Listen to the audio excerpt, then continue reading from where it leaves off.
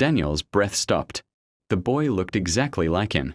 Same hair, same face, same pajamas, but his expression was blank, and his eyes were completely black. The other Daniel raised one finger and pointed behind him. Daniel felt cold. "What?" he whispered. The dark-eyed version of him slowly opened his mouth and said in a hoarse whisper, "Don't let it see you." Before Daniel could ask what that meant, something moved in the darkness behind the other Daniel. Something tall, too tall. Its head brushed the ceiling of the narrow corridor. Daniel quickly pushed the door shut. His hands were shaking. What the hell was that? He stepped back. The hallway light flickered once. Then the tapping started again. But this time it wasn't gentle. Bang, It's here. bang, I can feel it. bang. We have The to small go door now. shook violently. It's coming closer. Something was trying to get out. Daniel ran to Mark's room and burst inside. "Mark, wake up." Mark groaned. "What is it?" "There's something in the hallway." Mark sighed and followed him out.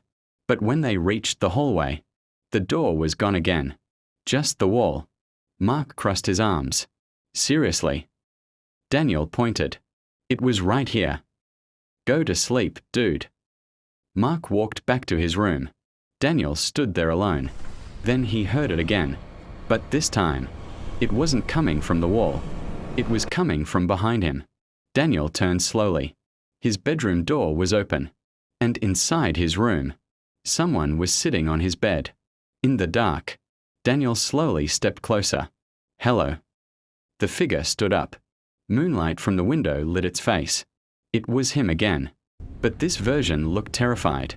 His eyes were wide, and he whispered urgently, "You opened it." Daniel's voice trembled. "What?" The terrified version of him pointed toward the hallway. "You weren't supposed to open it." Daniel felt his chest tighten. "But I closed it." The other Daniel slowly shook his head. "No." He pointed at the ceiling. Daniel looked up and felt every bit of warmth leave his body, because right above them, a small wooden door was slowly opening in the ceiling, and long fingers began sliding out. Then the terrified Daniel whispered one last thing. "It doesn't stay in the hallway anymore." The fingers dropped down, and the hallway light went out. No one in the building ever saw Daniel again. But sometimes, at exactly 1:30 a.m., residents hear quiet tapping inside their apartments. Tap, tap, tap. And if they follow the sound, they might find a small door that wasn't there before. I hash open door.